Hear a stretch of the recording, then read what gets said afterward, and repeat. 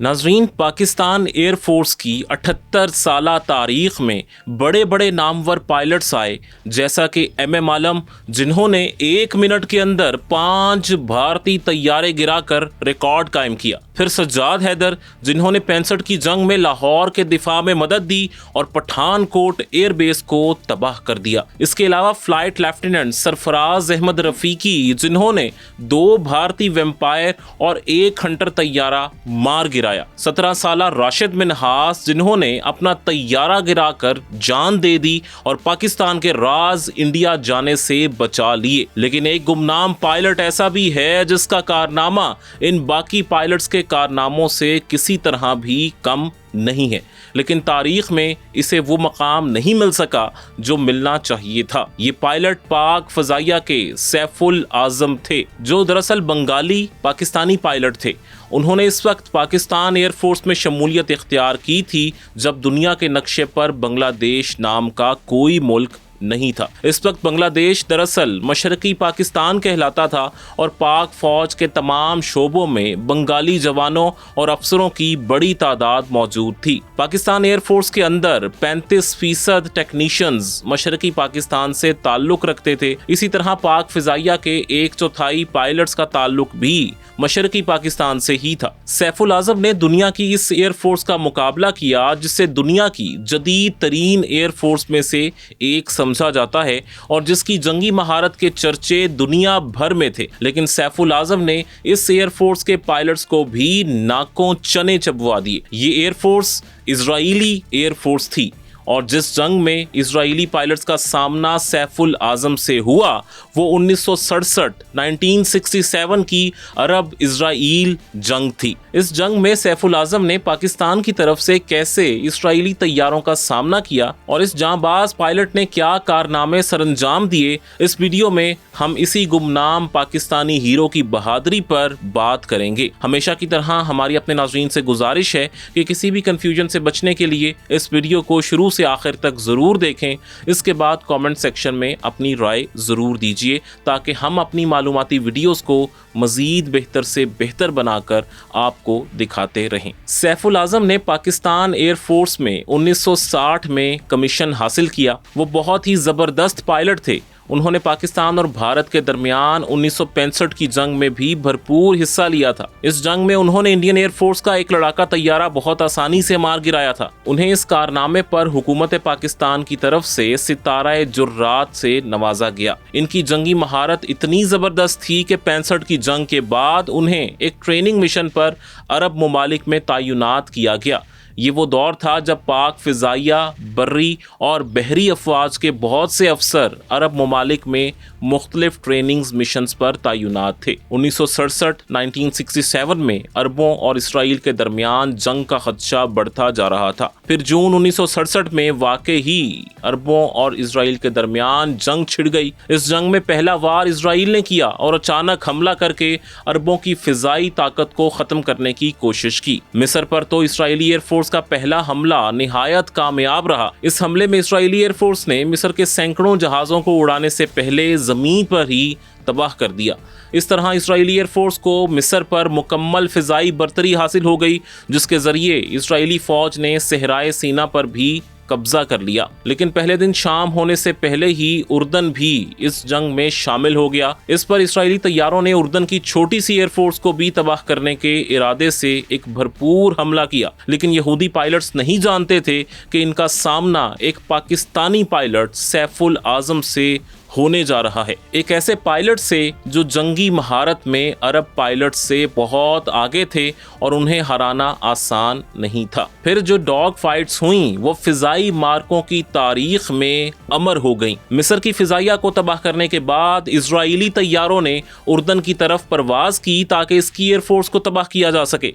5 जून 1967 की गर्म और गर्द आलूद दोपहर 4 इजरायली तैयारे ये हदफ लिए उर्दन के मफरक फजाई अड्डे पर हमला आवर हो रहे थे। उर्दन के पास सिर्फ 20 तैयारे थे जिन्हें इसराइली जल्द अज जल्द तबाह कर देना चाहते थे। इसी दिन सिर्फ आधे घंटे में इसराइली फजाइया ने मिस्र के 200 से ज्यादा लड़ाका तैयारे जमीन पर ही तबाह कर दिए थे। लेकिन उर्दन के मफरक फिजाई अड्डे को तबाह करने का मंसूबा मुकम्मल مکمل ہونے تک اسرائیلی فضائیہ 2 طیارے کھو چکی تھی، جن میں سے ایک کو مار گرانے کا سہرا پاکستانی پائلٹ سیف الاعظم کے سر تھا۔ فلائٹ لیفٹیننٹ سیف الاعظم نے 5 جون کو اردن کی فضائیہ کا ایک لڑاکا طیارہ اڑایا اور اس کی مدد سے ایک اسرائیلی طیارے کو مار گرایا۔ پھر صرف 2 ہی دن بعد 7 جون کو عراقی فضائیہ کا لڑاکا طیارہ اڑاتے ہوئے انہوں نے مزید 2 اسرائیلی طیارے مار گرائے۔ اردن میں جو ایک طیارہ انہوں نے گرایا تھا وہ روایتی ڈاگ فائٹ کی اعلیٰ ترین مثال تھی۔ سیف الاعظم کو اس ڈاگ فائٹ کے لیے حکومت پاکستان کی طرف سے خصوصی اجازت دی گئی تھی، لیکن انہیں صرف یہ اجازت تھی کہ وہ اردن یا عراق پر ہونے والے کسی اسرائیلی حملے کا جواب دے سکتے ہیں۔ وہ اسرائیلی ایئر سپیس میں داخل ہو کر کسی اسرائیلی طیارے پر حملہ نہیں کر سکتے، اس لیے انہوں نے اس 6 روزہ عرب اسرائیل جنگ میں محدود دفاعی کردار ہی ادا کیا، لیکن اس میں بھی انہوں نے اپنا لوہا منوا لیا۔ 5 جون کو جب مفرق ایئر بیس پر حملہ ہوا تو اس کا دفاع کرنے کے لیے سیف الاعظم ایک ہنٹر طیارے میں اپنے ونگ مین لیفٹیننٹ احسان شردم کے ساتھ فضا میں بلند ہوئے۔ ان کے پیچھے مزید ہنٹر طیارے روانہ ہوئے۔ صحرائی گرد و غبار اور گرمی کے باعث حد نظر 1 میل سے بھی کم تھی اور دشمن کا کوئی نشان دکھائی نہیں دے رہا تھا۔ سیف نے ریڈار سے مفرق بیس کی طرف کسی اسرائیلی طیارے کی آمد کے بارے میں پوچھا تو جواب ہاں میں ملا۔ سیف نے فوری طور پر مفرق کی طرف رخ کیا۔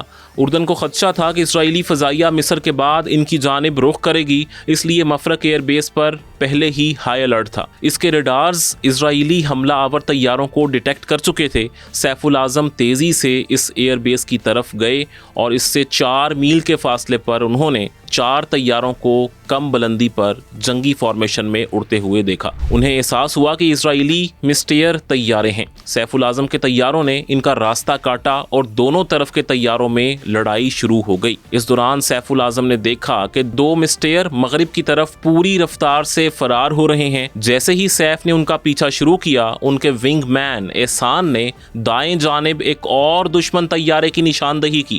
سیف نے احسان کو حکم دیا کہ وہ الگ ہو کر اس واحد دشمن طیارے کا پیچھا کریں، جبکہ خود وہ ان 2 مسٹیئر طیاروں کے پیچھے چلے گئے جو مغرب کی جانب فرار ہو رہے تھے۔ یہ دونوں مسٹیئر طیارے آگے پیچھے اڑ رہے تھے۔ جو طیارہ آگے تھا وہ تو کامیابی سے فرار ہو گیا، لیکن پیچھے والے طیارے کی شامت آ گئی۔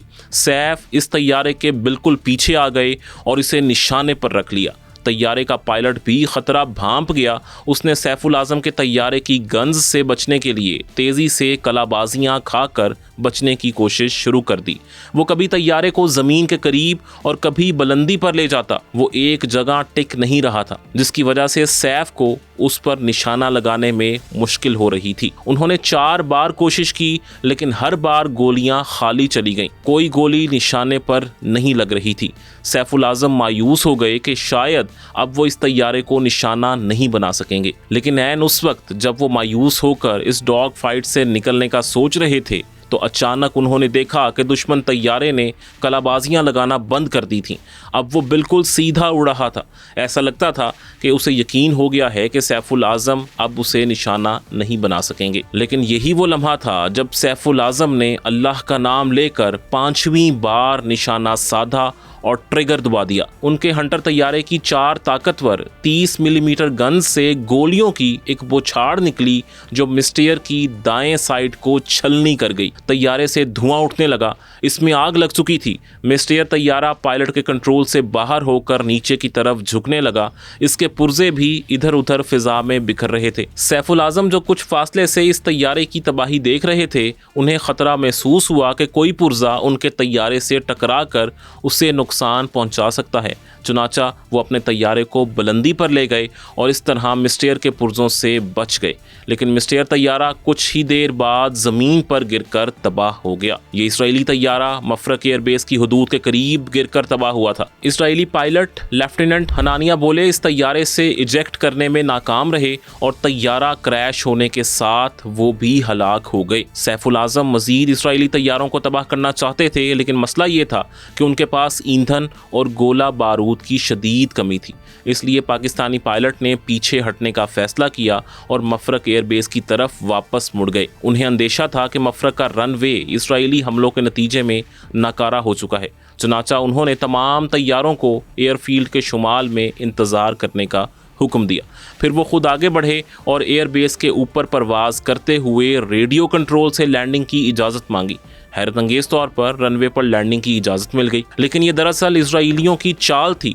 रेडियो पर इनसे बात करने वाला उर्दन की एयरबेस का अमला नहीं था, बल्कि ये इजराइली थे जो उन्हें उर्दन की तरफ से गलत पैगाम दे रहे थे। दरअसल वो चाहते थे कि तमाम अरब तैयारे लैंड कर जाएं तो एक भरपूर हमला करके इस बेस और तमाम तैयारों को तबाह कर दिया जाए। लेकिन इससे पहले कि सैफुल आज़म यहूदियों के झांसे में आ जाते, उनके विंगमैन एहसान की छठी हिस्स बर वक्त काम कर गई। वो खतरा भांप गए। उन्होंने अरबी में रेडियो पर कंट्रोलर से शनाख्त पूछी और अपने कुत्ते का नाम भी पूछा, जो एक खुफिया शनाख्ती कोड था। ये कोड इजराइलियों को मालूम नहीं था, इसलिए वो एहसान को जवाब नहीं दे सके। लेकिन इसी वक्त उर्दनी कंट्रोलर ने असल में रेडियो पर आकर खबरदार किया कि मफरक पर हरगिज लैंडिंग ना करें। एहसान की हाजिर दिमागी ने दोनों को इजरायली फरेबकारी से बचा लिया, जो उन्हें तबाहाल रनवे पर उतारने के लिए जाली रेडियो पैगाम दे रहे थे। सैफुल आज़म के हुक्म पर तमाम तैयारे ओमान की बैनुल अक़वामी हवाई अड्डे की तरफ मोड़ दिए गए, जहां अभी इस्राएली हमला नहीं हुआ था। लेकिन जब उन्होंने लैंड किया और अपने तैयारे छोड़कर करीबी इमारत में चले गए तो ओमान बेस पर भी इजरायली हमला हो गया। इजराइल के जदीद सुपर मिस्टेयर तैयारों ने डिबर बम इस्तेमाल करते हुए हमला किया। इस हमले में ओमान की रनवे पर गहरे गड्ढे पड़ गए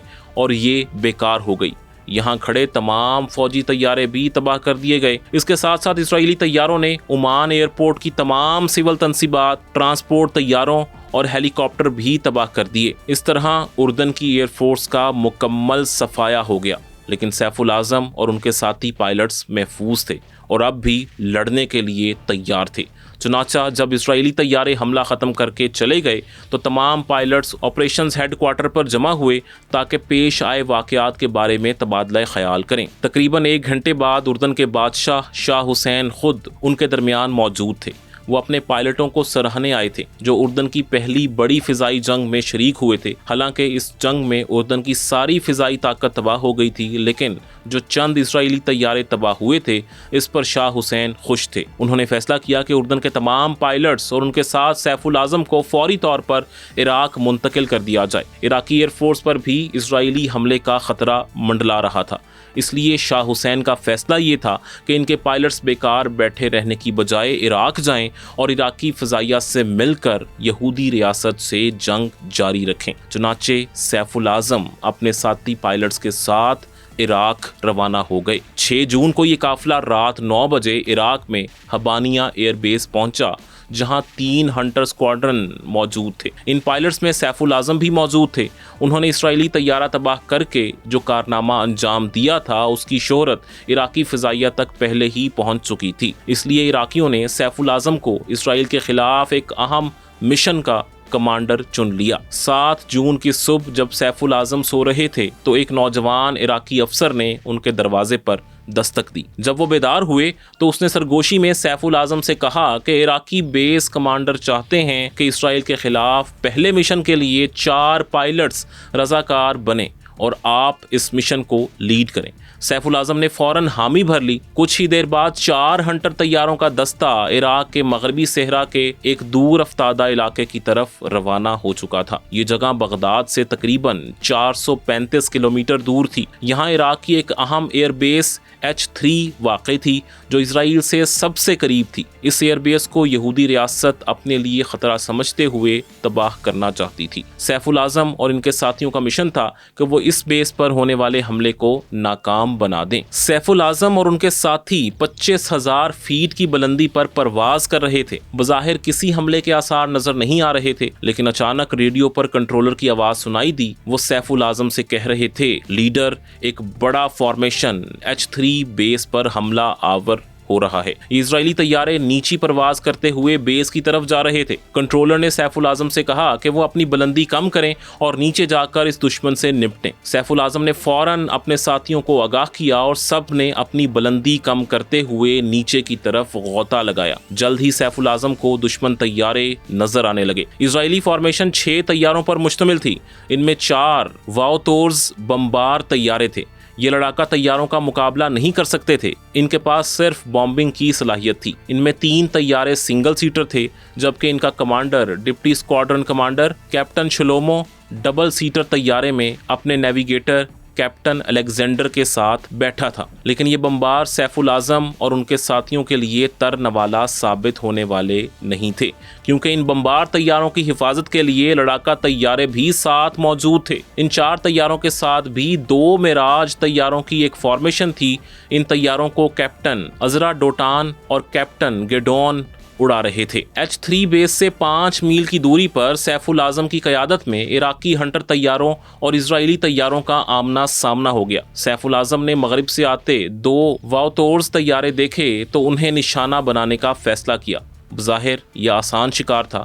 سیف نے فوری طور پر ایک واؤتوز طیارے کو نشانے پر رکھا اور اس کا پیچھا شروع کر دیا، لیکن اس سے پہلے کہ وہ اس پر فائر کرتے، ان کے ساتھی پائلٹ سمیر نے ریڈیو پر انہیں خبردار کیا کہ اسرائیل کے دونوں معراج طیارے ان کے پیچھے آ چکے ہیں۔ سمیر کی بات سن کر سیف الاعظم نے واؤتورز کو نشانہ بنانے کا ارادہ ترک کر دیا۔ انہوں نے بجلی کی سی تیزی سے اپنی پوزیشن چینج کی اور اپنے ونگ مین احسان کے ساتھ معراج طیاروں کے مقابلے پر آ گئے، جبکہ انہوں نے اپنے ساتھی پائلٹس سمیر اور غالب کو حکم دیا کہ بمبار واؤتورز پر حملہ کر دیں۔ اب سیف الاعظم کی پوری توجہ اپنے سامنے والے معراج طیارے پر تھی۔ وہ جلد ہی اسے نشانے پر لے آئے۔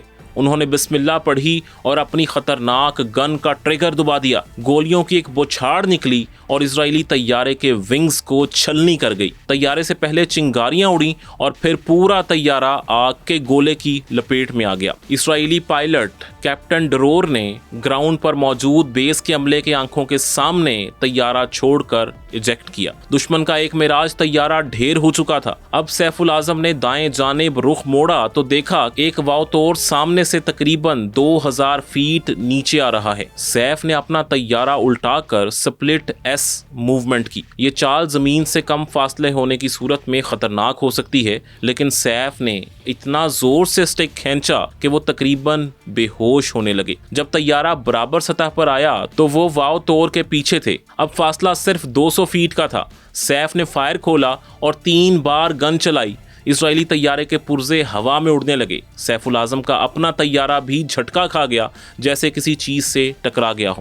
یہ دشمن طیارے کی تباہی سے پیدا ہونے والی شاک ویو تھی، جس سے سیف الاعظم کے طیارے کو جھٹکا لگا تھا۔ دوسری طرف واؤتور طیارے کا پائلٹ کیپٹن گولان اپنے طیارے پر کنٹرول کھو بیٹھا تھا۔ جب اسے یقین ہو گیا کہ اب طیارے کو تباہی سے کوئی نہیں بچا سکتا تو وہ بھی پیراشوٹ کے ذریعے کود گیا۔ سیف الاعظم نے جو دونوں طیارے گرائے تھے ان کے پائلٹس تقریباً ایک ساتھ ہی پیراشوٹ سے زمین پر پہنچے۔ عرب فوجیوں نے ان دونوں کو گرفتار کر لیا۔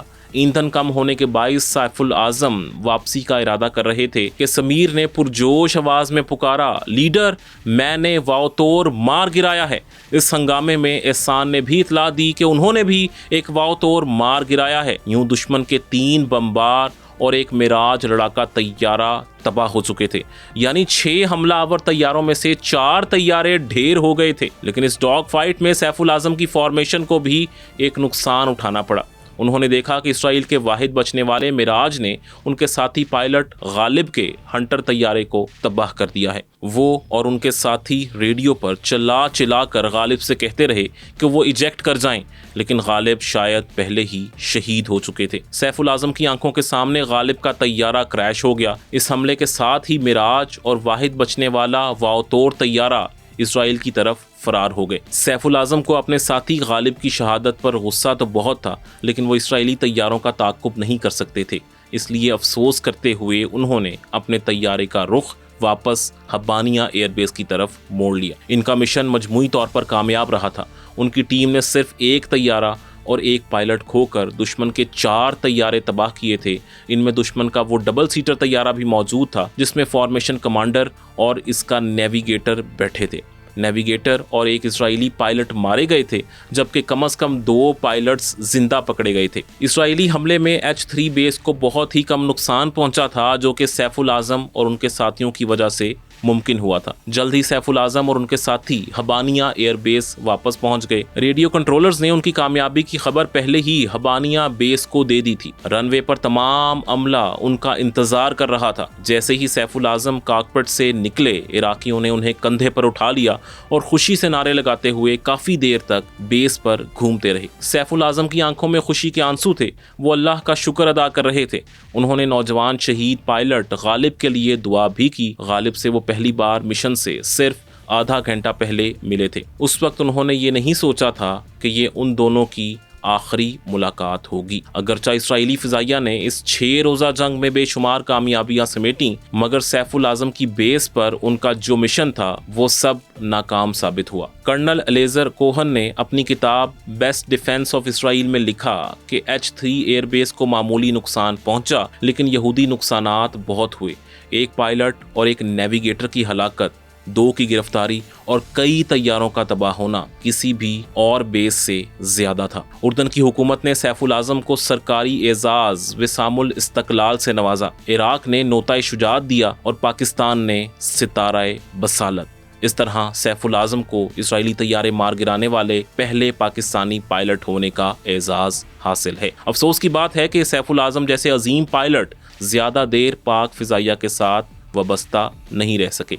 1971 में जब पाकिस्तान 2 टुकड़े हो गया तो अगले बरस सैफुल आजम भी पाकिस्तान छोड़कर बांग्लादेश चले गए। वहां उन्होंने बांग्लादेश की एयरफोर्स में शमूलियत इख्तियार की। 2001 में उन्हें इंटरनेशनल हॉल ऑफ फेम में शामिल किया गया। इजराइल में भी सैफुल आजम की जुर्रात को सराहा जाता है। जून 2020 में जब उनका इंतकाल हुआ तो इजराइल के बड़े बड़े अखबारात ने उनकी खबरें शाया की और उन्हें खिराज तहसीन पेश किया। अरब इजराइल जंग में एक मौके पर जब एक इजरायली तैयारा उनके निशाने पर था, उन्होंने सीधा हमला करने की बजाय पहलू से निशाना लिया और सिर्फ दुम पर फायर किया। इजरायली पायलट बच गया और पैराशूट से जमीन पर उतर गया। इस पायलट ने बाद में बताया कि जब वो नीचे आ रहा था तो सैफुल आजम ने उसे हाथ हिलाया और फिर एक और इजरायली तैयारे को मारने रवाना हो गए। अगर सैफ चाहते तो वो पायलट जिंदा ना बचता। आपको ये वीडियो कैसी लगी हमें कमेंट्स में ज़रूर बताइएगा। अगर आप पाकिस्तान और भारत के दरमियान जंगों और फौजी ताकत के मवाजने की वीडियोस देखना चाहते हैं तो ये हमारी कुछ वीडियोस आपके लिए स्क्रीन पर मौजूद हैं।